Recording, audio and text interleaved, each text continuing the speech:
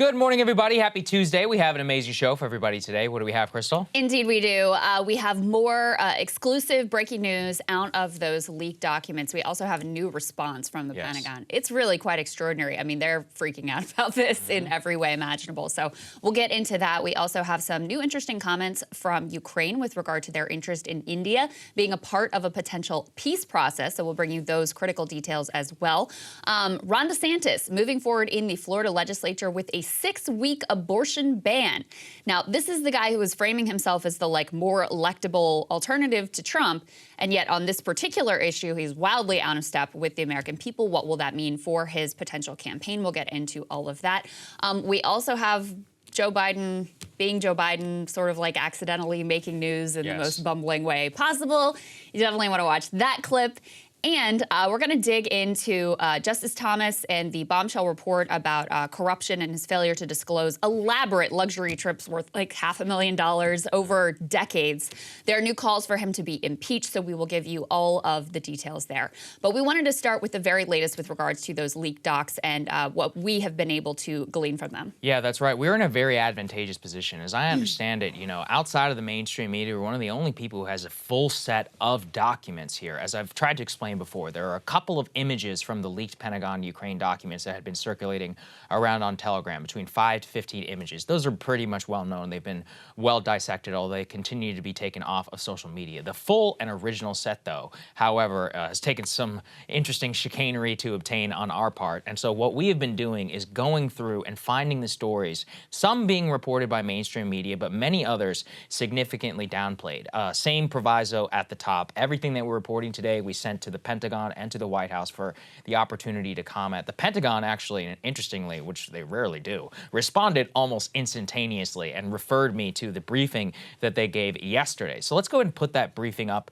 here on the screen because it itself is extraordinary before we get to some of the reporting. Basically what you can go through, and we'll have a link here if anybody wants to go and read it, this is all public record, is the direct transcript where the defense secretary or the defense secretary's press secretary is asked, I don't know, want to say what, Krystal, almost 10 to a dozen times in every case about these leaked documents. And really all he has are two talking points. Number one, we are referring this matter to the Department of Justice and we are taking this very, very seriously. Yes. In other words, we are going to hunt down and find as soon as humanly possible whoever is responsible for leaking these documents. We'll get into a little bit about that later in the show. And then number two, they continue to try and encourage BS, basically censorship on the documents, saying, well, you don't want to amplify these. We urge you caution because they could be doctored. Now, once again, there is only one piece of this which is in any dispute whatsoever, and that's not even the original document. It's the one that the Russians took,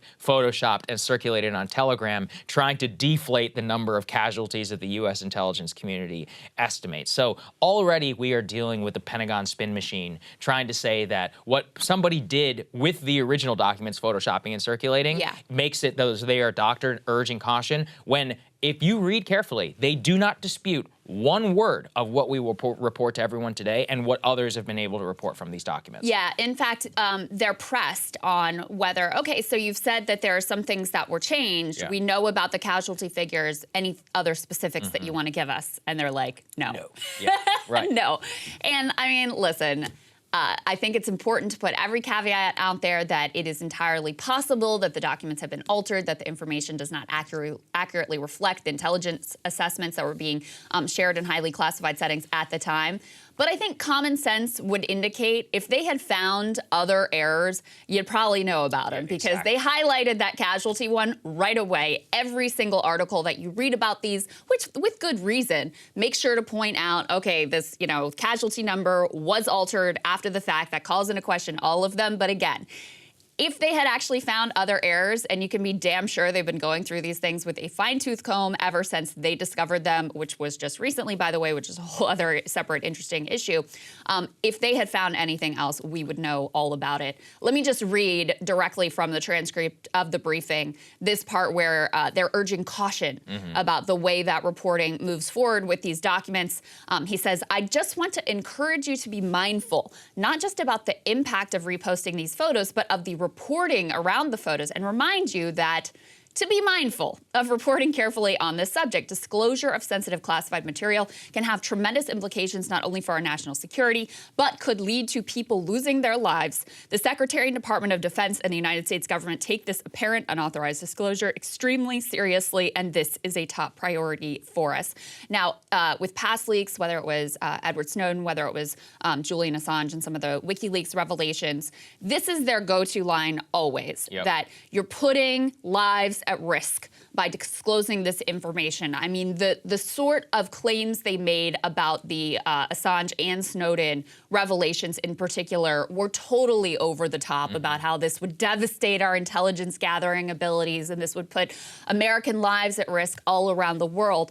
They've never been able to point to a single example where that was actually true, which again, you know that if there was one, we would all know about it. Right. So it's just important to remember, while, listen, we have been as careful as we possibly can be in our own reporting around these documents because we don't want to get played. We want to provide you with the most accurate information. We certainly don't want to be responsible for any sort of a dangerous situation anywhere around the world.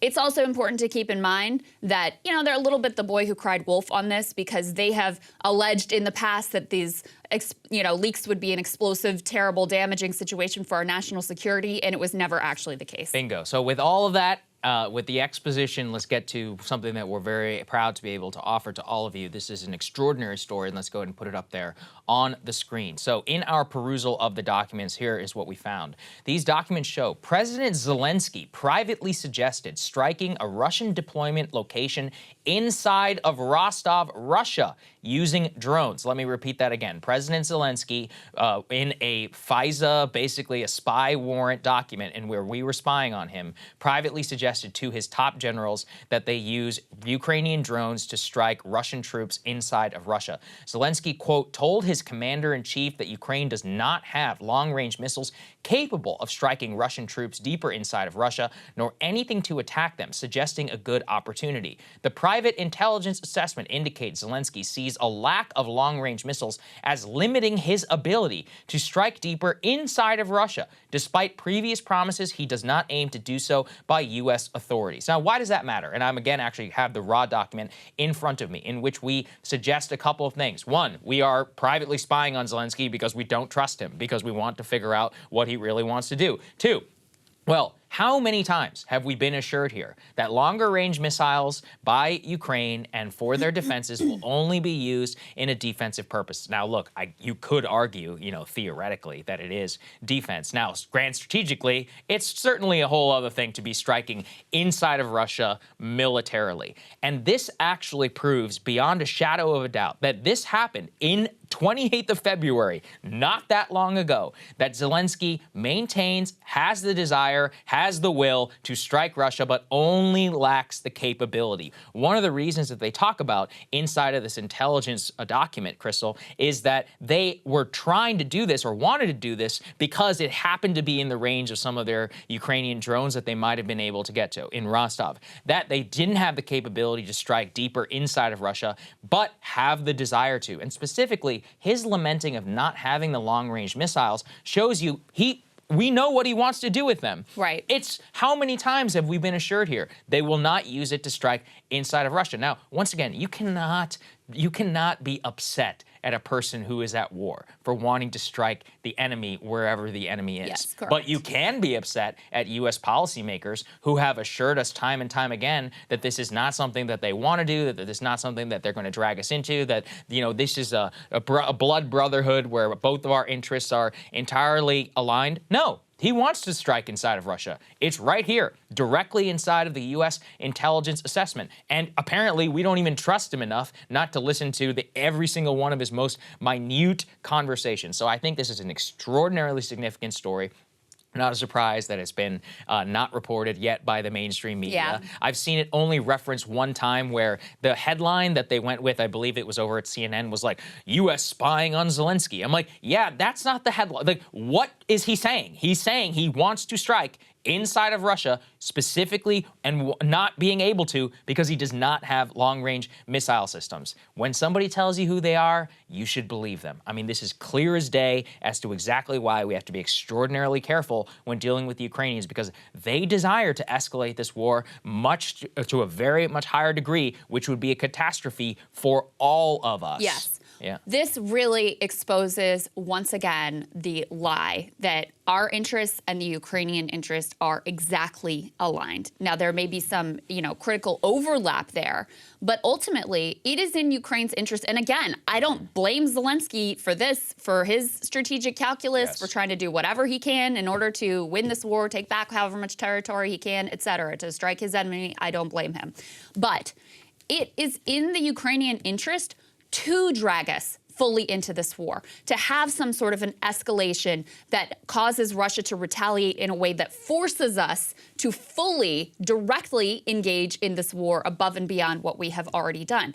That is in his strategic interest. That might be the only way that he actually has a shot to out and out, win and reclaim all of his territory that he has lost. So it's really important to keep that in mind. And clearly behind the scenes, even as U.S. policymakers have been giving us all sorts of assurances and have been claiming that our interests and the Ukrainian interests are perfectly aligned and we should just support Ukraine in whatever it is that they want to do, clearly behind the scenes, they know differently. And let me also say this. In terms of making the case to the American public about what our involvement should be and what type of weapons we should ship, if they're saying publicly, if Biden and co. are saying publicly that we should just give the Ukrainians whatever they want and support them however best, suits them to win the war, then it doesn't make any sense to say, but we're not going to give them long-range missiles or we're not going to give them fighter jets. Right. And so you end up with a situation where you're very vulnerable to public pressure from, the many hawks that go on cable news or that give quotes to the New York Times and the Washington Post saying, hey, if we're all in for Ukraine and if we just want to support Ukraine in whatever they want to do, how can you possibly deny them these weapons that they say are critical to their fight?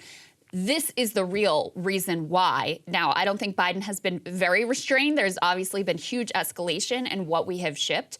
But so far, in terms of the longest range missiles, they have resisted. And I am 100% sure it's because of intelligence like this that shows we could easily end up with them striking farther inside of Russia and a potential escalatory situation where we get dragged directly into this conflict. Tell us the truth. Tell us why you don't want to give it to them. Yeah. This is why, because they want to strike inside of Russia. And 1 month before Zelensky privately told that to, again, the top general inside of Ukraine, go ahead and put this up there on the screen. He was here in Washington and on his tour around the West asking for what? Long-range missiles and jets from the West. Now, I think we can say unequivocally, he wants longer-range missiles and jets so he can strike inside of Russia. Yes, also to defend Ukraine, but that is not the only reason. It's not only just to challenge air superiority over Ukrainian airspace, it's to strike inside of Russia. Yeah. And we have people, the criticism is, well, what would you expect him to do? I expect him to do exactly what he's doing. He's doing what is best for his country, but we need to do what is best for our country. And this shows you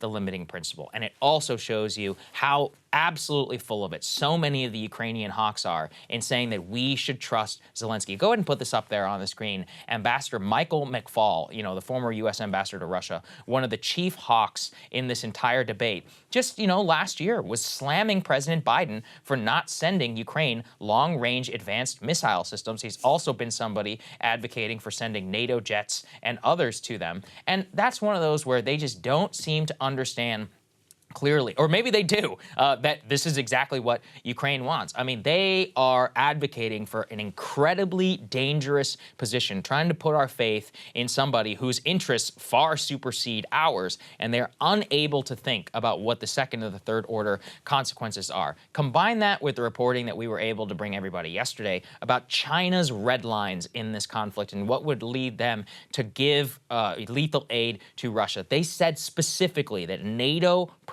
Washington provided missile systems, jets, or any other weaponry that strikes inside of Russia would change the strategic calculus of Beijing and would lead them most likely to provide lethal weapons to the Russian government. That's it. So not only then would we find ourselves in a confrontation with Russia, which itself would be a catastrophe, but then you have two nuclear-armed superpowers and really the world's largest power outside of the United States coming in completely on the side of the other, which also, this is the other thing. That would be a disaster for Ukraine, not just for the United States. It would be a disaster for they're the ones who would die and whose territory would just be even more ravaged than it already currently is. So this is one where we need to be responsible about about the way that we operate. But most importantly, like, we have the cold hard evidence now. He wants to strike inside of Russia. So the debate now has to be, do you want to strike inside of Russia? If you're cool with that, okay. But you need to be honest with us, with Americans, and with everybody about exactly what you are proposing. Because otherwise, you're just full of it. I think that several pieces of potential revelations within these leaked documents really show us how close we actually are to World War III. And I know it's easy to hear those words, and we've been warning of the risks of escalation for a long time now, basically from the beginning of this war. Maybe we sound like a broken record on this. But when you combine those two pieces of how close China is to coming on basically fully on the side of Russia, and how close Ukraine is to launching the type of long-range missile strikes deep within Russia that could cause China to come in on their side, that could cause Russia to escalate directly against us or our NATO allies, dragging us in. What else do you call that other than World War III? So I think it's really important to take away from these documents just how close to the edge we are, just how important every single one of these decisions about what type of weapons we send and how many we send and what's our time frame and what we're doing to apply pressure to push for negotiations rather than trying to extend this war, as has been our policy thus far. Every single one of those decisions is absolutely crucial. I hope that's the biggest thing that people take away from this, because at times during this war, I would say the entirety of this war, there has been a stunning and disturbing lack of public debate, lack of ability to dissent, lack of ability to consider what the strategic risks are in any of these decisions. You're just sort of like smeared and dismissed if you raise any of these concerns. And that has got to stop, because this is a very, very perilous situation. Hey guys, ready or not, 2024 is fully upon us now. And Saagar and I have been brainstorming ways that we can really up our game for this critical election. Yeah, we rely on our premium subs to expand our coverage, to add staff, to upgrade the studio. We just want to give you the best independent coverage of this election, which is possible. So if you can help us out, become a premium subscriber today, breakingpoints.com, or the link is down here in the description video. It really means the world to us. And if you like what we're all about, this is the best possible way to keep us 100% independent, working only for you.